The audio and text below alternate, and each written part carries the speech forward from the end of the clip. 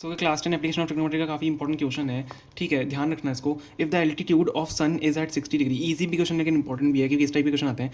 If the altitude of sun is 60 degree, मतलब हमें angle दिया हुआ है, then the height of the vertical tower that will cast a shadow of length 20 metre is, मतलब यहाँ पे हमारे पास सन है, ठीक है। अब सन का एलिवेशन, मतलब सन का एलिवेशन हमें ग्राउंड से कितना दिया हुआ है एट 60 डिग्री पे, ये कितना है 60 डिग्री पे, समझ में आ गया, सन का एलिवेशन है ये, ठीक है।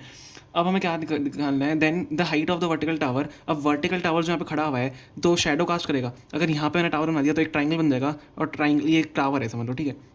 ये टावर जो है ये सन की वजह से यहाँ पे शैडो होगी, तो ये शैडो क्या है, हमें शैडो कितनी दी हुई है, vertical tower that will cast a shadow of length 20 metre is. हमें क्या निकालना है, हमें height of the vertical tower निकालना है, मतलब हमें ये निकालना है, एच निकालना है, समझ में आ गया, ठीक है। तो हमें ये निकालना है, तो अब कैसे निकालेंगे, सिंपल सा है, सिंपल सा क्वेश्चन है। देखो या तो आप ट्राइंगल को ए बी सिलेक्ट कर लो, आप इसमें देखो बता सकते हो, मतलब आपको सारी चीज़ सेलेक्ट करनी होती है कि ए बी भी हाइट है, ठीक है, ये जो बी सी है हमारी शैडो है।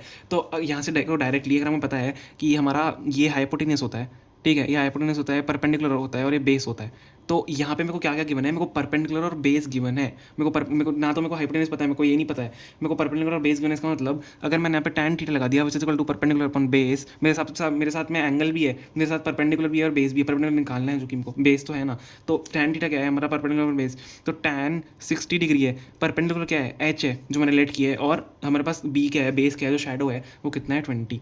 तो हमारा tan 60 डिग्री कितना होता है, tan 60 डिग्री होता है √3, तो √3 इज इक्वल टू h/20। तो आपकी हाइट कितनी आ जाएगी, आपकी हाइट कितनी आ जाएगी 20√3, समझ में आ गया। तो 20√3 मीटर हमारी इसकी हाइट हो जाएगी, और यही हमारा इसका फाइनल आंसर है। आई होप आपको समझ में आएगा, नॉर्मल सम लगा है, मेनली ट्रिग्नोमेट्री का इस्तेमाल करना होता है, आपको सारी चीज़ें पता होनी चाहिए, और जब भी इस टाइप का क्वेश्चन होता है डायग्राम साथ में बनाना काफ़ी इंपॉर्टेंट है। Okay, thank you so much for watching.